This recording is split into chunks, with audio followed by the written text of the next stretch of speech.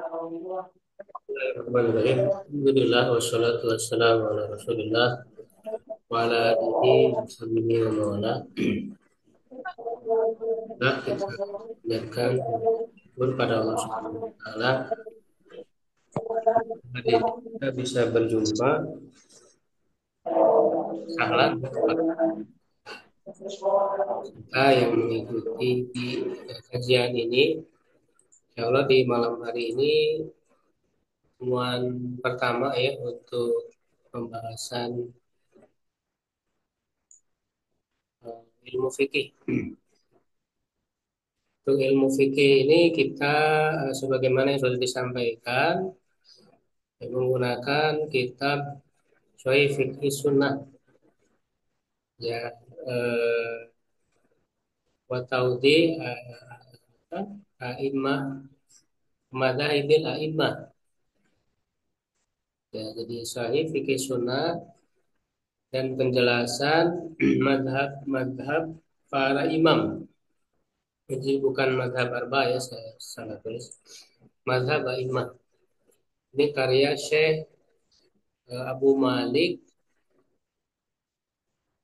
Kamal ya bin Said Salim ya hafizahullah taala.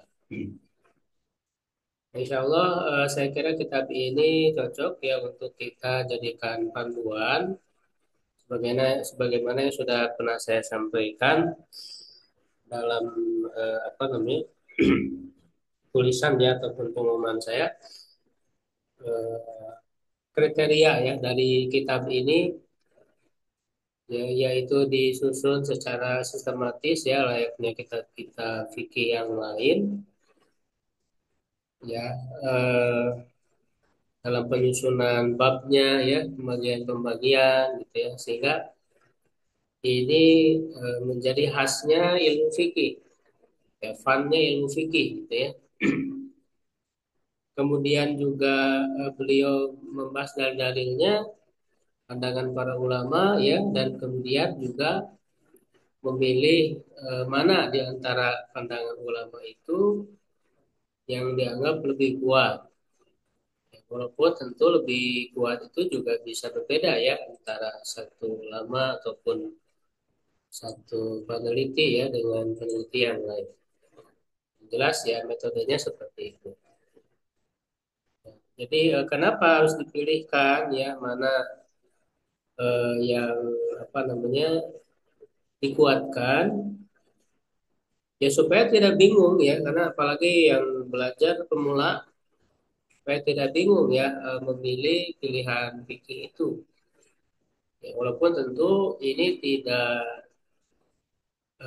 apa namanya mengharuskan ya harus ikut pilihan ini ya.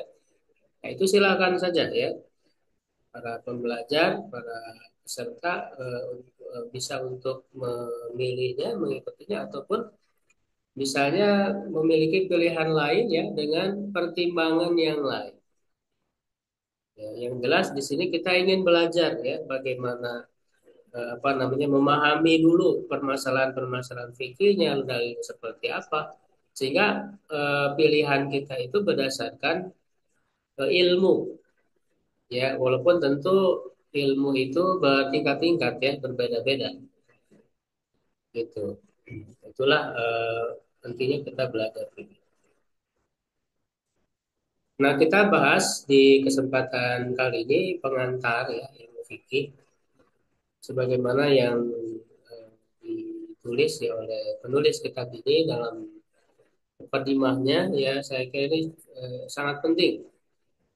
Mukadimah yang beliau tuangkan dalam kitabnya ini cukup penting sebelum mempelajari ilmu fikih. Ya, makanya saya apa menanyakan ya, minta usulan, maka kita baca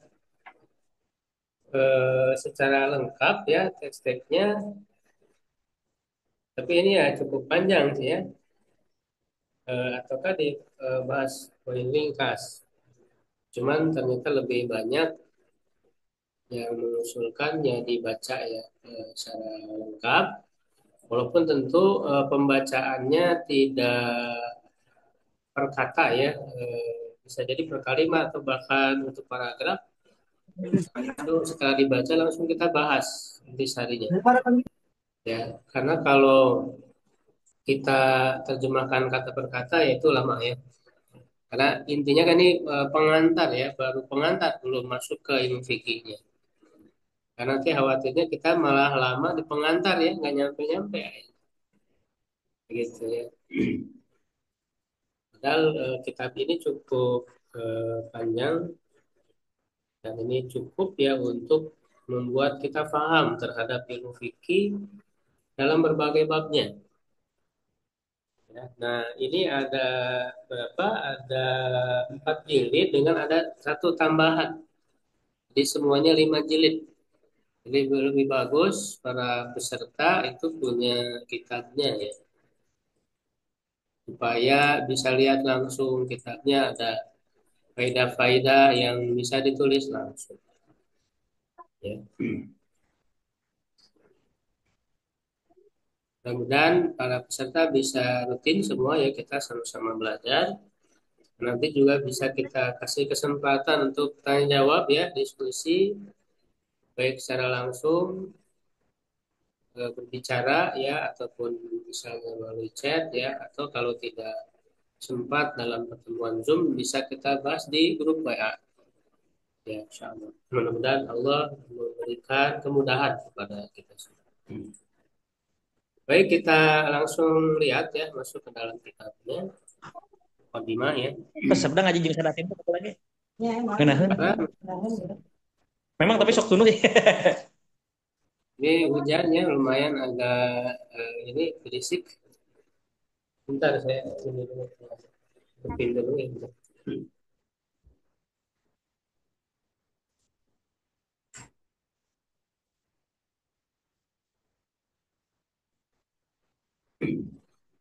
Ya, Bismillah ya.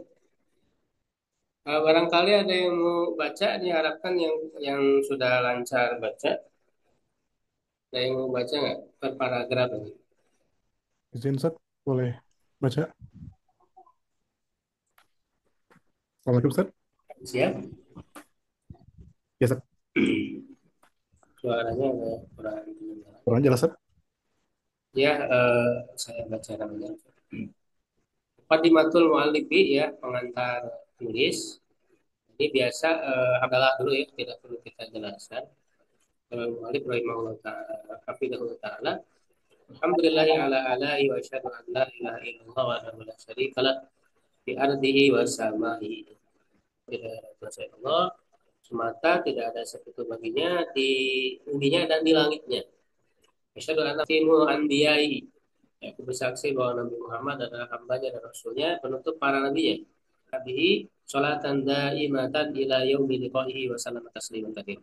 Semoga Allah memberi sholawat kepadanya kepada terus menerus ya sampai hari bertemu dengannya dan juga salam ya dengan salam yang banyak. Amma ba'du. Itu biasa pemisah ya. Waqad tataba'tu ya kalimata amati ulama Islam fi fawati mu'allafatihim wa karimi mudawwanatihim li jumlatin min ulumi syari'atil muwaqqarati. Jadi kata beliau, sungguh aku telah Ka'bah itu kan dari kata tabiayatu mengikuti, tapi ini wazan tata sehingga bisa diartikan menelaah gitu ya, banyak menemui ya kalimat keumuman ya, kebanyakan para ulama Islam di dalam pembukaan karya-karya mereka ya dan ya muallafat ya mudawwanat ini hampir sama maknanya ya jadi kitab-kitab mereka ya yang berisi sejumlah ilmu fununihi wa fununi al musyarrafati ala anna syaraf al ilmi tabi'un li syarafil ma'lumihi wa karamati ya irkihi wa karamata ya ini atopnya ke syarafah karamata irkihi mu'assiratun ala maulidi ya.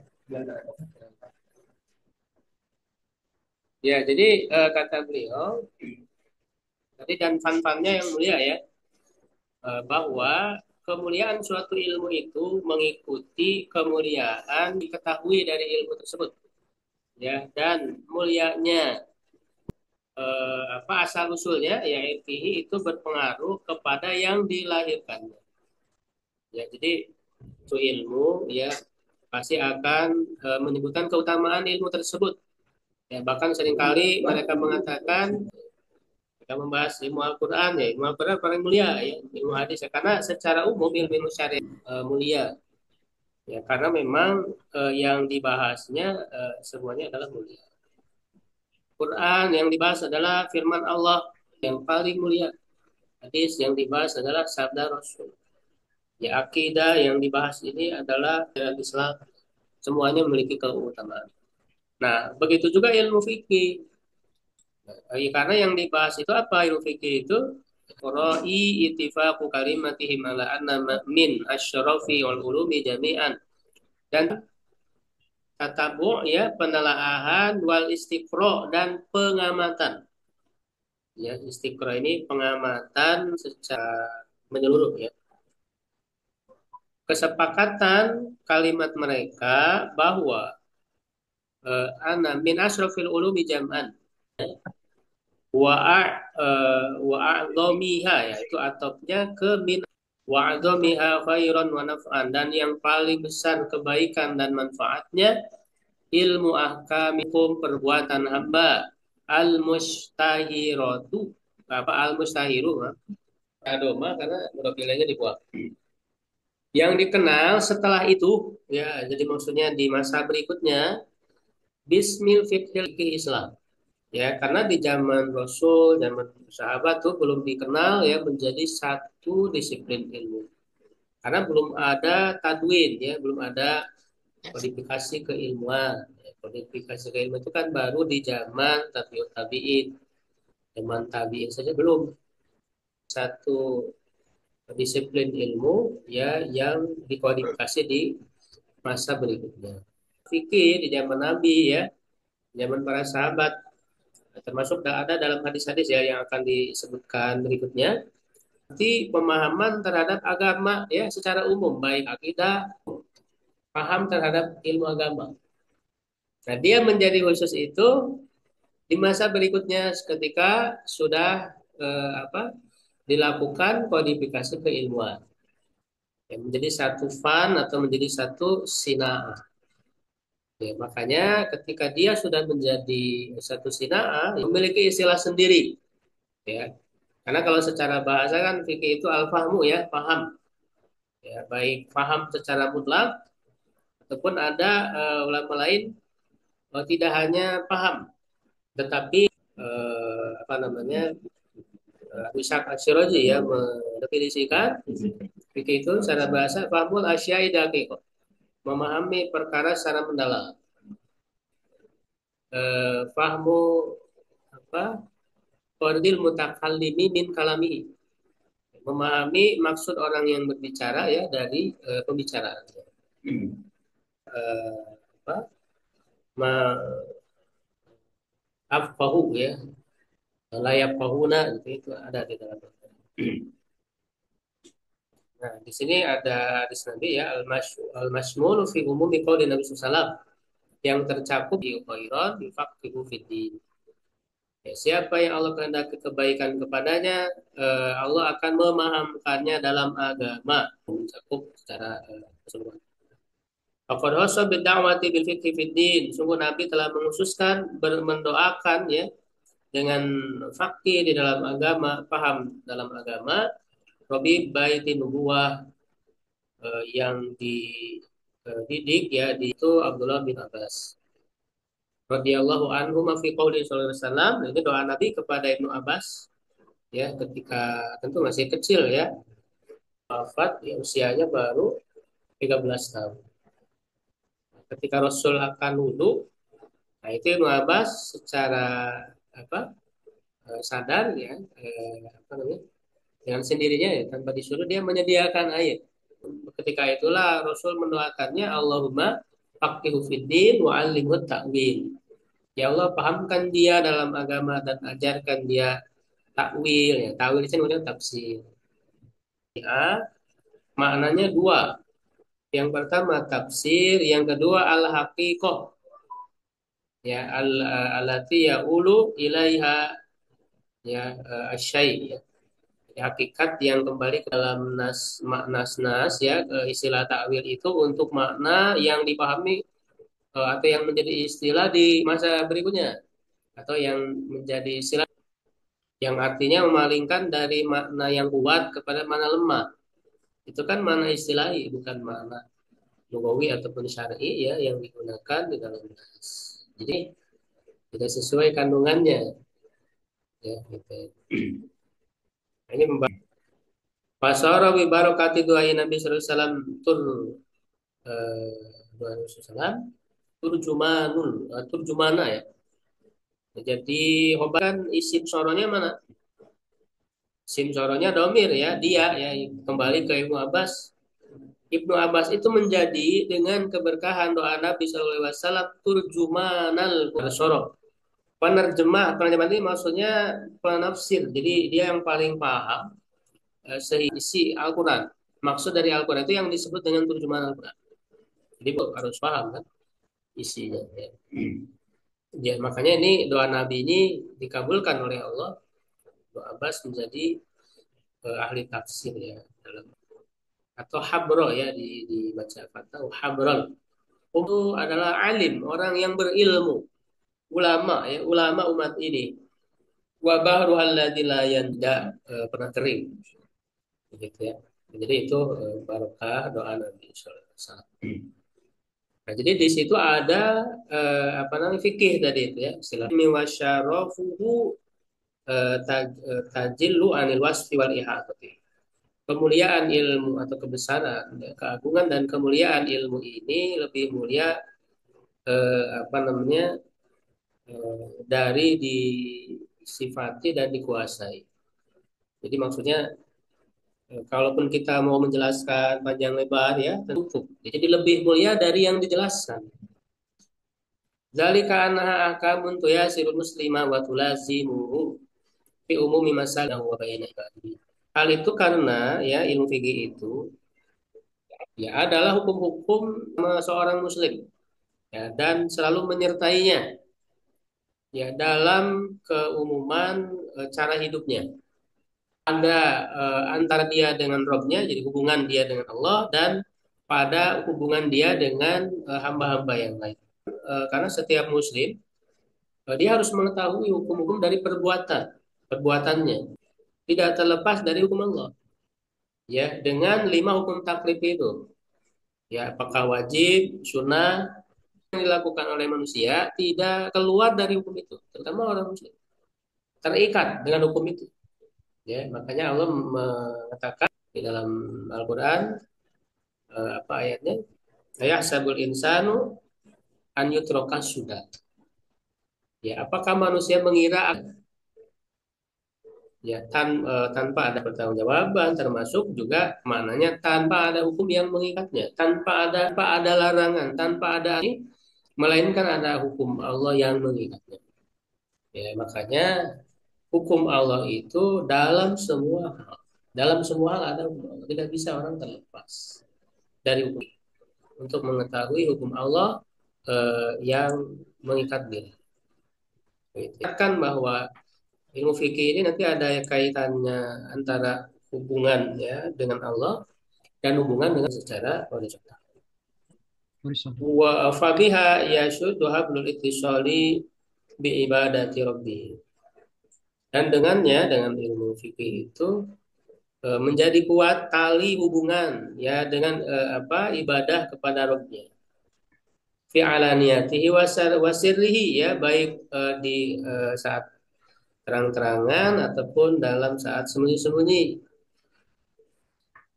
Maksudnya pada saat ramai orang ya bersama orang ataupun secara rahasia sendiri. Min toharoti ya baik itu berupa toharo wa sholatin wa zakatin wa siyamin wa hajin wa nasaika. Kenapa dibaca nasaika? Majrurnya dengan fathah. Ya, sebenarnya dalam Alfiah dikatakan wajurra bil fathati ma la yansharif. Dimajurkan dengan fathah ya yang ghairu munsharif. Wa biha yanshuru rayatul Islam yarfa'u manarul Qur'ani wa dzalika fi fiqhil jihadi wal maghazi was siyari wal amani wal ahdi wa nahwi dzalika.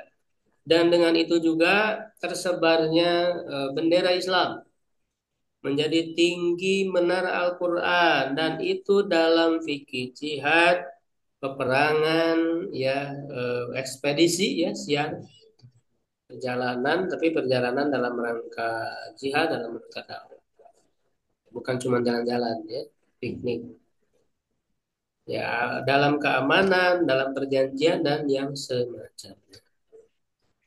Ya, jadi ini diperlukan dalam semua aspek kehidupan manusia, baik itu berkenaan dengan ibadah ritual ya seorang individu dengan Allah, ataupun berkaitan dengan bagaimana disebarkannya Islam, itu semuanya perlu fikih. Nah, jadi ini menunjukkan ya kalau kita beragama jangan hanya mengandalkan semangat doang.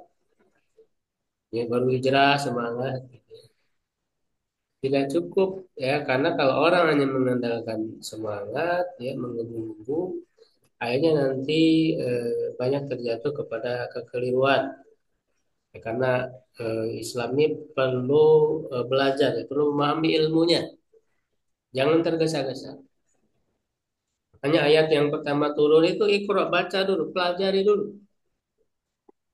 Ya, kalau kita belum paham, diam dulu. Nah ini kewajiban ya orang yang baru belajar, diam. Nah ini kan banyaknya mereka banyak ngomong, banyak berbicara, ya termasuk juga di medsos, komentar segala macam. Kalau belum tahu, diam, pelajari dulu. Ya, jangan banyak berkuar-kuar. Nah, kalau kita sudah paham, ya silakan. Ya, itu baik itu dalam rangka mengajarkan, dalam rangka berdakwah, ya termasuk dalam rangka meluruskan hal-hal yang keliru. Karena itu bagian dari dakwah. Ya, bagian dari dakwah. Wa biha yatatallabu rizqul mubah, ya, dan dengannya, dengan fikih juga bisa dicari rizki yang mubah, ya. Jadi makanya berarti setiap orang tuh harus belajar. Dia mau profesinya apa saja. Karena dibutuhkan dalam semua. Orang yang bekerja ya, pedagang ataupun di perusahaan dan sebagainya, dia harus mengetahui hukum-hukum ya seputar pekerjaannya. Ya, jadi setelah nanti dia mempelajari yang fardu ain itu semuanya ya, tanpa terkecuali orang harus belajar. Yaitu sholat, itu semua fardu ain kan, zakat dan sebagainya. Nah ada nanti ini maaf nih, ada siapa yang coret-coret ya? Apa sih? Ya ada nanti yang berkaitan dengan kondisi yang berbeda-beda ya dari setiap orang. Nah, itu juga menjadi kewajiban dia. Ya, misalnya sebagai pedagang, nah berarti wajib bagi dia untuk mengetahui fikih dagang, ya kan? Sebagai ya, pekerja profesi apapun ya dia harus mengetahui, mempelajari fikih ya berkenaan dengan pekerjaan dia, gitu. Wa yabta'idu an mawatinil ismi wal juna, dan menjauhi tempat-tempat dosa ya. Juna ini juga hampir sama maknanya dengan ismi. Wadzalika fil fikhi, dan itu dalam fikih muamalat gitu ya. Jadi selain fikih ibadat dalam arti ibadah ritual, ya juga ada fikih muamalat. Min bayin yang dari jual, membeli, wahiyarin ya, apa namanya? Memilih ya apakah mau teruskan ya transaksinya ataukah dibatalkan. Wariba ya, wasorb, akan menukar ya. Wa majara majra dzalika, dan apa yang berjalan ya dalam hal itu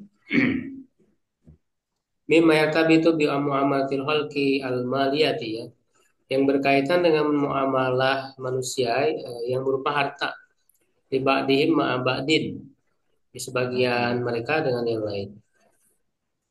Wabiha, jadi ini beliau di sini membahas aspek-aspek dalam fikih ya.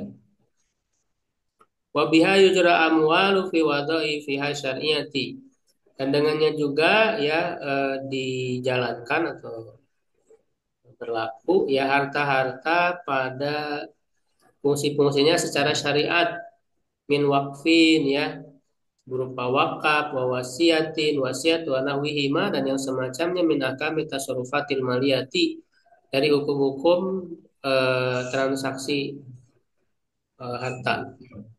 Wa biha yaqifu ala fikil faraidil muhakkamati.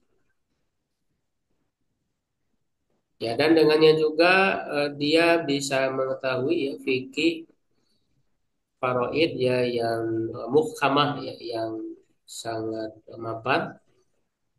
Faya apa? Fayas'udu binisbil ilmi, ya maka dia akan senang dengan separuh ilmu. Watastaqirul amwal fi yadi arbabiha, dan harta-harta itu menjadi berada ya di tangan para pemiliknya ala a'dali qismatin, dengan pembagian yang paling adil, wa atamin nizamin ya, dan sistem yang paling sempurna. Wa bi fiqhiha ya yan umu ya naima apa yan amu berarti ya naima yan amu.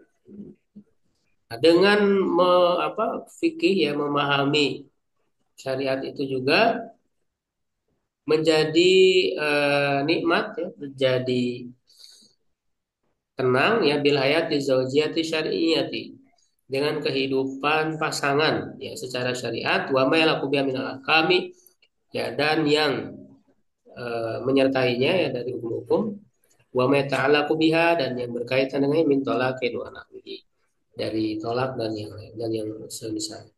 Nah, ini berarti kan fikih munakah ya, fikih pernikahan, atau kalau istilah sekarang disebut al-ahwal syahsiyah, dari hukum keluarga ya. Wa yahitu bi mada muhafadzal Islam ila daruriyatil hayatil masmulah, dan juga mencakup atau meliputi ya dengan sejauh penjagaan Islam terhadap hal-hal yang sangat mendesak dalam kehidupan. Nah, ini 1 menit lagi akan mati ya Zoom-nya, nanti kita buat link baru ya. Ya, dengan istilah atau nama jinayat, ya, hukum pidana, ya, wadiyat, ya, denda, ya, wal hudud, hukum-hukum had, wa ta'zirat, ya, hukum-hukum selain had. Fa'ishu fi amnin wa amanin, ya, maka dia hidup dalam keamanan. Ini sama ya, amin wa amanin. Ya,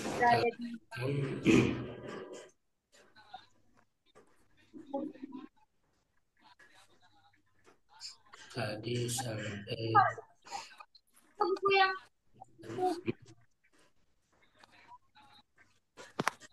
suara masih jelas ya?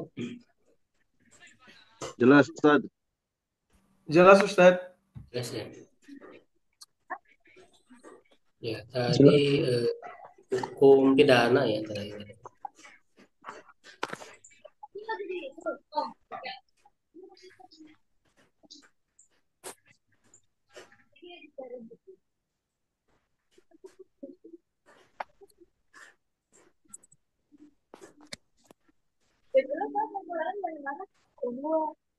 Ya, jadi fikih juga mencakup hukum-hukum pidana ya, denda, had, ta'zir ya, ta'zir itu hukuman di luar had. Maka dia bisa hidup dengan aman dan selamat, warohati balin wastiqrorin, dan kondisi yang rohah ya, yang tentram pasti pro ya yang benar maknanya ya tenang ya jernih atau tumanina. Wa hakadha fi akamil atimati wan nahairi wan nuduri. Begitu pula dalam hukum-hukum apa pembelian ya dan juga sumpah ya dalam kehakiman. Maka hukumnya mauti natahakukil adalah dia sebagai tempat merealisasi faslil isomi dan juga tempat untuk memutus perkara ya atau tiba iha ya.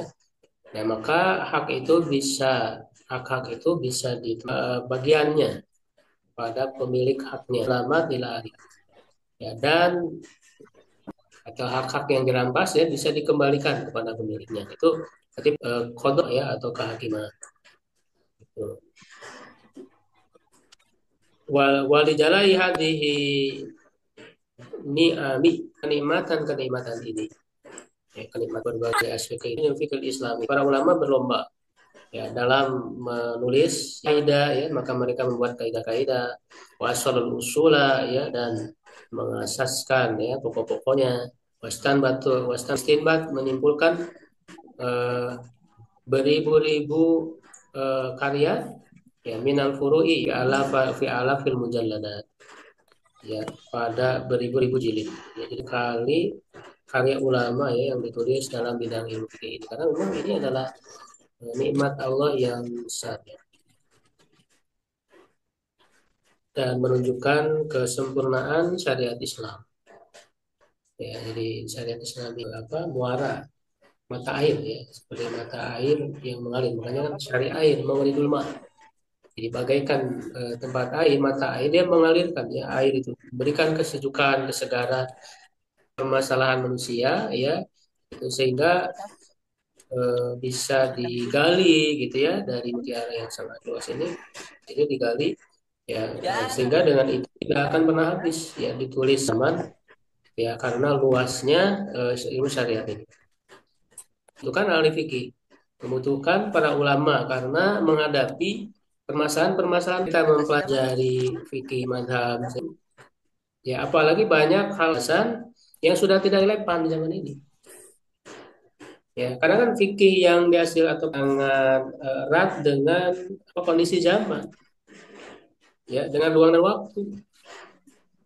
Ya, kadang-kadang fikih mazhab ketika diterapkan di kondisi sekarang itu nggak nyambung, jadi nggak nyambung. Ya, dia mau menerapkan hukum ketika istrinya sakit, suami nggak mikir-mikir mazhab. Jadi walaupun sakit parah nggak wajib tuh. Kalau kondisi sekarang tuh udah nggak relevan karena beda kondisinya. Di ke dokter gitu ya. Di zaman dulu itu nggak wajib berobat ke dokter. Pada zaman itu bukan hal yang mendesak. Jadi tanpa harus ke dokter pun bisa gitu dengan obat dengan cara. Karena itu udah nggak relevan. Ya dengan apalagi misalnya sakit parah yang harus ditangani oleh dokter. Ya tidak bisa kemudian menerapkan seorang suami ya, dia wajib untuk menolong istrinya. Ada kewajiban. Ini dinamis ya, sehingga orang harus usulnya gitu ya. Tidak hanya produknya saja. Ada salah dalam menerapkan ya ketika kondisi sudah berubah. Makanya istihad itu ya ini juga tidak benar ya. Kayaknya jumud ya tidak ada pembaharuan ya padahal tadi wa ulai rajulatu min al-tazawumi imamihim al-aliyati ya dan mereka yang mulia beragamnya karya-karya mereka dalam besarnya ataupun banyaknya penuhnya ambisi atau tekad ya mereka yang tinggi taktalifu mudawanatuhum bi khilafi masyaribihim wa tijai karya-karya mereka dan masyarib tempat minum maksudnya tempat mereka mengambil ya fikih ya, kecenderungan atau corak fikih mereka ya jadi di sini metode ya para ulama dalam menulis kitab fikih Oleh karena itu, sebelum lebih jauh kita perlu mengetahui dulu definisi fikih secara istilah. Tadi saya baru menyebut secara bahasa ya. Ada yang sudah tahu atau sudah hafal definisinya? Dengan amaliyah atau min adillah. Syariat ya yang bersifat amalan praktis ya. Amalan adalah amalan fisik ya. Dalil-dalilnya yang karena belajar fikih itu intinya adalah mengetahui hukum Allah. Hukum syariat itu hukum Allah.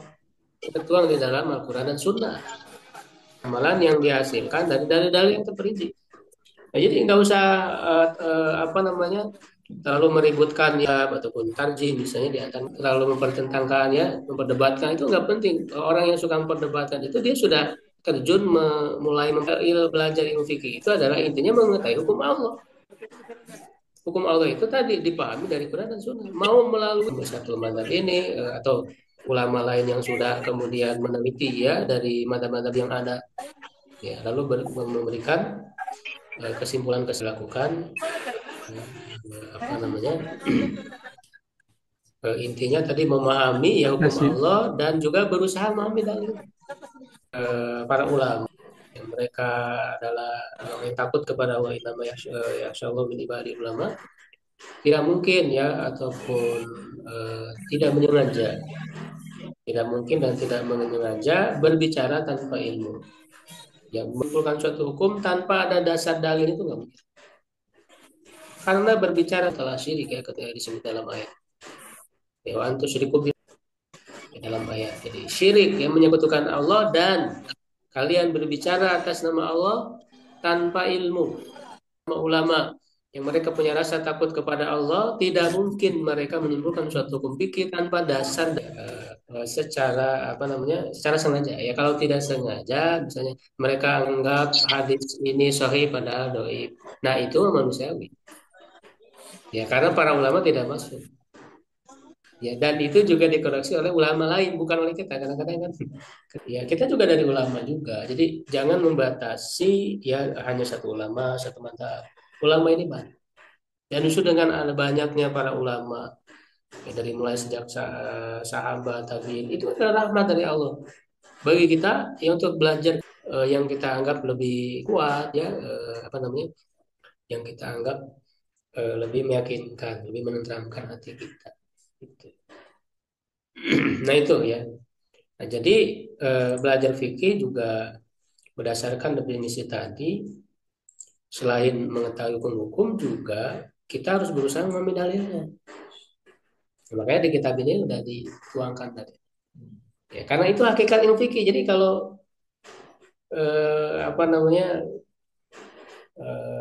apa belajar fikih belum maksimal atau mencukupkan diri punya satu sisi kembali lagi ke definisi tadi definisi dari ilmu fikih ilmu muktasab min adillah tafsiriyah yang dihasilkan dari dalil-dalil yang terperinci gitu jadi dan itulah manhaj yang benar ya dan itu dicontohkan ya oleh Rasulullah oleh para sahabat bahkan dalam Al-Quran pun jelas kita jangan berbicara tanpa ilmu jangan mengikuti tanpa ilmu wala apa takfu ma laisa laka bihi ilmu ilmu itu dari mana dari Allah dan Rasul dari Quran dan Sunnah gitu ya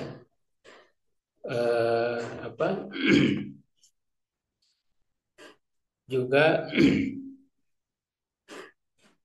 ketika terjadi perselisihan ya pentanaza'tum bisyai farduhu ilallahi wa rasulih ya dan para sahabat pun mereka sangat berpaku kepada dalil ya bacalah biografi sejarah mereka kisah-kisah mereka itu ketika menetapkan suatu hukum itu cari dulu ada nggak di dalam Al-Quran ya kalau tidak ada dalam sunnah lalu kemudian atau beristihad artinya dengan dalil-dalil yang ada ya apa ditarik ya ditarik ilatnya misalnya ya sehingga bisa diterapkan kepada masalah-masalah baru itu jadi kita beragama ini memang dasarnya adalah dalil ya karena itulah yang apa namanya menjadi panduan kita Jadi jangan merasa apa ya, karena orang bilang misalnya nanya dalil, ya itu hak kita untuk tahu dalil itu. Dan bukan sebagai, walaupun dengan bertanya misalnya kepada guru, dia dengan cara yang sopan, dengan cara yang beradab. Ya, dan itu hak seorang murid dia menanyakan dalilnya. Ya, kalau memang si murid itu dia sudah siap untuk memahami dalil itu. Ya, ketika dijelaskan. Ya, kalau misalnya belum paham, ya kalaupun dijelaskan aja dia nggak akan ngerti, ya berarti tunggu dulu gitu ya tahapannya. Ya, tapi secara prinsip kita justru harus memahami itu, apa namanya, harus berusaha semaksimal mungkin supaya lebih maksimal pilihan kita itu. Makanya disitulah apa, kita tidak boleh misalnya taklid, ya hanya mencukupkan diri padahal kita mampu, kecuali orang yang tidak mampu. Ya, orang yang tidak mampu untuk mau belajar fikih, ya orang yang sibuk misalnya dengan pekerjaan dan sebagainya tidak sempat belajar. Nah, kalau para peserta ini kan punya kesempatan, ya kita hadir di sini belajar, ya artinya ada kesempatan juga untuk mempelajari dalil, tidak hanya sebatas pendapat-pendapat, ya. Sehingga lebih meyakinkan ya pilihan kita itu. Nah, di sini beliau menyebutkan ragam para ulama dalam menulis kitab fikih. Wa minhum man allafa fi dairati madhabihi wa mazhab. Di antara mereka ada yang menulis di wilayah madhabnya dan dia tidak menambah, tidak melebihi itu. Nah, jadi ini fikih madhab, jadi khusus gitu ya di satu madhab. Nah, jadi perlu dipahami bahwa kita tidak anti madhab dan juga tidak anti apa, mentarjih di antara madhab. Ya, yang tidak boleh itu adalah fanatik ya, terhadap mazhab. Jadi nggak peduli, ya nggak mau tahu tentang dalil, pokoknya saya ikut aja gitu. Ya, atau ketika dia sudah paham ya dalilnya, yang ternyata dia apa namanya mengetahui ternyata yang lebih kuat itu di luar mazhab, tapi dia kekeh mengikuti mazhab. Nah, itu sikap-sikap fanatik seperti itu yang justru tidak boleh. Ya, jadi belajar melalui mazhab silakan, karena itu satu metode yang digunakan. Ya, termasuk juga tadi ya mempelajari dari pendapat-pendapat mazhab yang ada lalu dipilih mana yang lebih kuat, itu juga tidak masalah. Dan kita juga memilih mana yang lebih itu bukan oleh kita, tapi melalui para ulama juga, oleh para ulama juga. Jadi kadang orang menganggap, oh kita sembarangan aja gitu ya, berani-beraninya memilih-milih, tidak. Kita juga mempelajari dari para ulama juga yang mereka sampai kepada ijtihad. Gitu. Ya, sebenarnya kan hak orang gitu ya untuk memilih ya mana yang lebih meyakinkan. Baik itu orang yang sudah bisa memahami dalil, ya sudah menelaah gitu ya. Dia punya perangkat ilmu usul fikih. Jadi membandingkan ya antara pendapat ulama dan dalilnya, oh ternyata menurut kaidah keilmuan yang lebih kuat misalnya. Itu kan haknya. Ataupun orang awam pun ya, makanya dikatakan oleh para ilmu usul fikih termasuk Syatibi ya misalnya, pendapat ulama itu seperti dalil bagi mereka, dalam arti ketika orang memahami dalil itu kan ketika ada perbedaan, mana yang lebih kuat dalil itu, ya kan, mana yang lebih kuat petunjuk maknanya dari dalil itu, maka bagi orang awam pun dia harus melihat tanda-tanda ya ataupun indikasi-indikasi ya ketika ada pendapat dari perbedaan pendapat para ulama itu, ya yang apa menguatkan salah satu dari pendapat itu. Ya, karena kan ketika ada beragam pendapat, orang awam pun dia bisa memilih kan mana nih ustadz misalnya ataupun guru yang lebih dia ambil pendapatnya. Kan itu melihat apa? Melihat tanda-tandanya, melihat tanda-tandanya. Nah, itu juga bagian dari tarjih juga sebetulnya. Dia memilih yang lebih kuat. Wa minhum man alafa fi dairatil madzhab fi muntasyira fil amsar. Ya, di antara mereka ada yang menulis di wilayah mazhab-mazhab fikih yang tersebar ya di negeri-negeri. Jadi tidak cuma satu mazhab. Wa minhum man kana kadzalika mubayyinan adilatal ilafi wa wujuh al-istidlal, dan di antara mereka juga ada yang menjelaskan dalil-dalil dari perbedaan pendapat dan wajah istidlalnya, sisi pendalilan dari dalil itu. Ya. Wa minhum ra'ilun allafa ala sabilil istihad, ya, di antara mereka ada yang menempuh dalam menulis ya, menulis karya dengan cara istihad wa tahqiq, ya, mentahqiq, ya, mencari kebenaran, cari yang tepat, wan nadharil amiki, dan pengamatan yang mendalam, fahararul waqa'i'a, ya, maka dia menganalisis kejadian-kejadian, kasus-kasus, wabayanan nawazila, menjelaskan nawazil, ya, jama dari nazilah, ya, kalau waqa'i jama dari waqi'ah, mananya mirip, ya, kejadian atau kasus.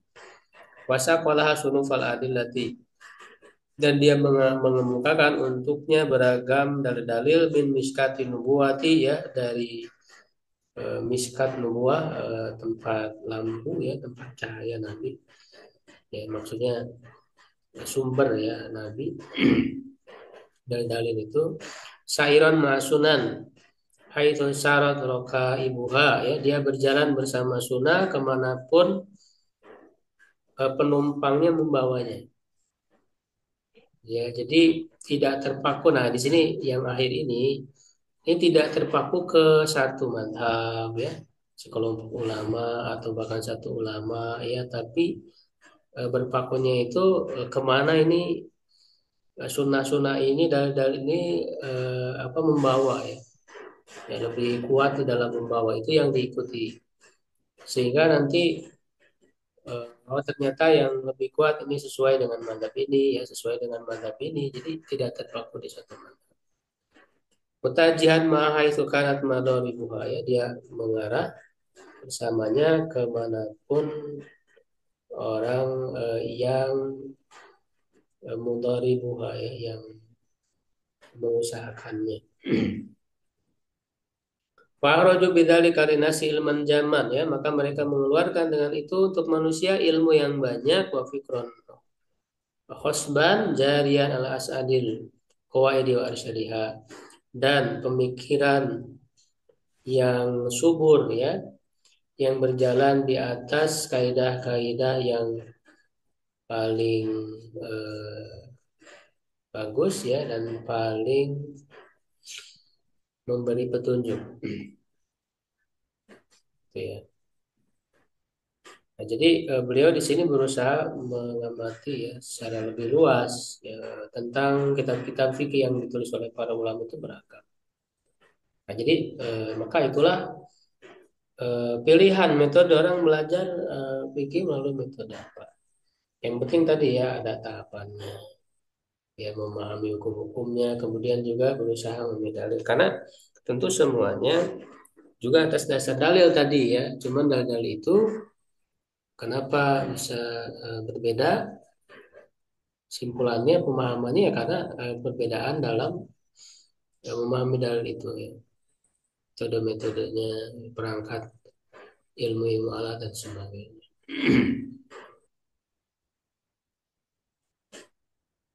Nah, dari beragamnya tadi itu, kata beliau yang paling bagus itu yang paling akhir, ya.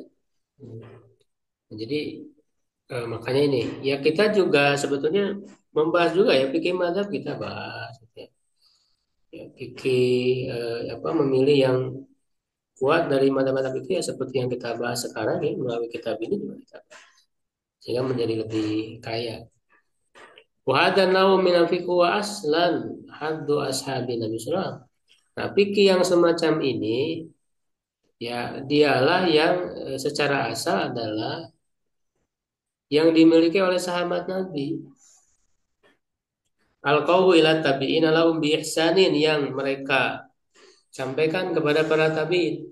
Jadi fikih tadi dalam memilih ya dari berbagai pendapat berdasarkan pertimbangan dalil yang lebih kuat itu justru yang diamalkan oleh para sahabat. Mereka tidak terpaku ke satu pendapat, ke satu mazhab, ke satu ulama, misalnya yang diulamakan tidak, tapi melihat kepada dalil ya alasan mereka. Dan para sahabat itu kan juga beragam ilmu mereka.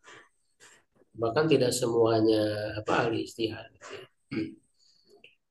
Wa kada tal qafuhu man tabi'um bil husna. Begitu juga orang yang mengikuti mereka ya dengan kebaikan yaitu itu mengambilnya ya pada wanu ala hadanam til karim wal manhaj salim. Ya, maksudnya para tabiut tabiin ya. Nah, di masa tabiut tabiin lah mulai dituliskan ya ilmu-ilmu itu ya dengan cara ya metode yang mulia ini dan manhaj yang apa selamat ini atau yang lurus ini. Ya, jadi inilah yang kemudian di metode inilah yang digunakan oleh penulis ya dalam menulis kitab ini. Jadi tidak terpaku ke satu mazhab. Ya, beliau berusaha mengkaji alasan-alasan dari pendapat lalu memilih mana yang lebih kuat. Baik, ibu sekalian ya mungkin itu dulu untuk pembahasan kita malam hari ini. Kalau ada yang ditanyakan ya silakan, bisa ada 8 menit.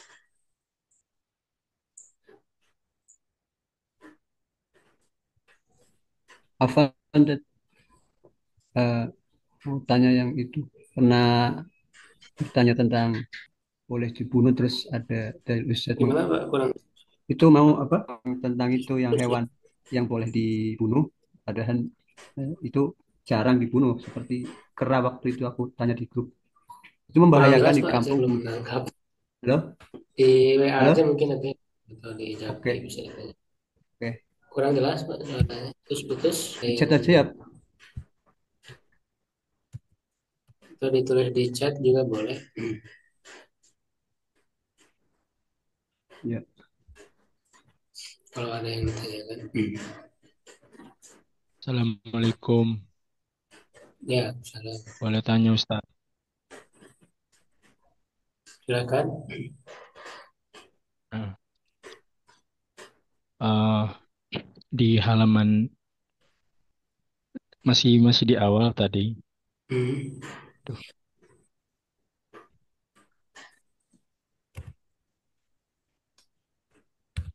Loh, Gimana Pak?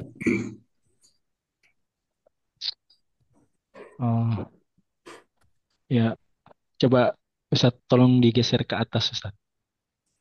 Oh, yang ini kitabnya.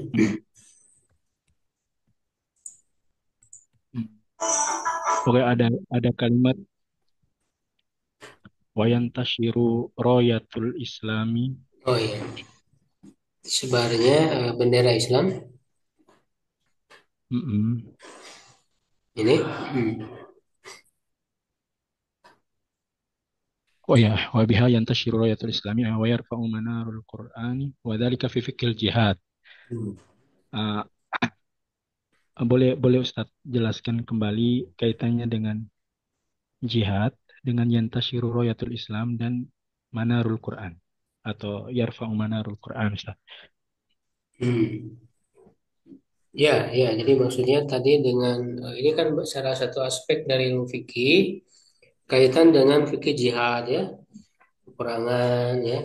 Nah, apa manfaatnya atau maslahat ya dampak yang dihasilkan ya adalah tersebarnya bendera Islam ya. Bendera Islam maksudnya ajaran Islam. Ya, syiar Islam. Jadi Islam bisa tersebar ke seluruh dunia kan melalui jihad. Ya, makanya dari sejak sahabat itu kan bagaimana menyebarluaskan Islam ke berbagai tempat ya itu diantaranya melalui jihad. Kenapa harus melalui jihad? Ya karena di situ ada para pemimpin zalim yang menolak dakwah. Karena sebenarnya kan mereka yang paling utama itu berdakwah. Kalau tidak ada yang menghalangi itu mereka nggak akan memerangi karena Islam tuh bukan agama yang disebarkan dengan pedang, itu salah. Jadi bukan mau perang di awal tuh enggak. Ya itu disebut jihad tolak. Jadi jihad tolak itu bukan langsung ngajak perang, tapi tujuannya dakwah. Nah, ketika dakwah itu kan para para pemimpin mereka itu menolak, menghalangi, ya kan? Bahkan mereka yang mengering, maka terjadilah perang. Jadilah perang. Ya, jadi, nah maka dalam hal jihad ini, peperangan ini butuh kepada fikih. Nah, jadi makanya ada fikih jihad sebagainya. Ya, jadi ini salah satu aspek dari ilmu fikih ya. Begitu juga menjadi tinggi manarul Islam. Menara ya, menara itu maksudnya kan tempat cahaya ya dari kata nur. Si makan dari nur ya, manar. Ya, artinya cahaya ya, cahaya Quran ini bisa tersebar, bisa nyampe ya melalui jihad tadi dan sebagainya. Jadi begitu intinya. Ya. Jazakallah khair. Baik. Udah jelas Ustaz kalau saya mau tanya. Pak Ian ya ini ya. Iya, iya Darul pakai Diror laptop. Kafeh. Itu pernah aku tanya. Iya, Tidak boleh memandaratkan diri sendiri dan orang lain ya. tidak boleh. Kaidah salah satu kaidah fikih. Iya, yang pernah aku tanya di grup, cuman artinya agak bingung itu. Makanya tanyakan di sini. Tidak boleh memandaratkan Pak ini. Oh, Karena ada ad-daruru, dalu ya. Tiap yang memandaratkan itu harus dihilangkan. oh, ad-daruru diror. Setiap yang memudaratkan itu harus dihilangkan begitu artinya. Kali yang lain yang hadir di sini tanya. Gimana sih pengaruh? Kalau misalnya di Indonesia banyakkan mazhab Imam Syafi'i, kemudian kita ada sesuatu permasalahan, belok ke mazhab lain, itu dibolehkan nggak, Ustaz? Boleh nggak masalah. Ya bahkan apa para ulama mazhab sendiri nggak ada masalah. Ya pindah mazhab ya. Yang tadi bagi orang awam itu perkataan ulama itu sebagai dalil, Seperti bukan sebagai seperti seperti dalil. dalil. Dalam hal tadi ulama itu kan ketika memahami dalil dari dalil itu kan muncul pendapat berbeda. Para ulama di dalam memilih pendapat dia harus mempertimbangkan dalil, memahami dalilnya bukan sebatas mengikuti pendapat. Kalau ulama atau orang yang punya ilmu bisa memahami dalil, jadi dia harus melihat dalilnya. Dan orang awam yang tidak bisa memahami dalil, nah, dia kan hanya dari pendapat ulama. Nah, maka seperti itu juga menyikapinya, yaitu dari pendapat itu dilihat ya, indikasi yang menunjukkan pendapat ini lebih kuat. Ya, jadi ada dua orang alim yang dia tanya misalnya, ya, kira-kira ya dia kan harus memilih, mau tidak mau harus memilih, nggak mungkin kan ketika ada perbedaan dua-duanya digunakan nggak bisa. Cuma memilih salah satu. Nah, memilih salah satu juga orang awam itu ada pertimbangan juga gitu kan. Ada pertimbangan apa namanya penilaian sebatas kemampuan dia ya terhadap pendapat itu. Misalnya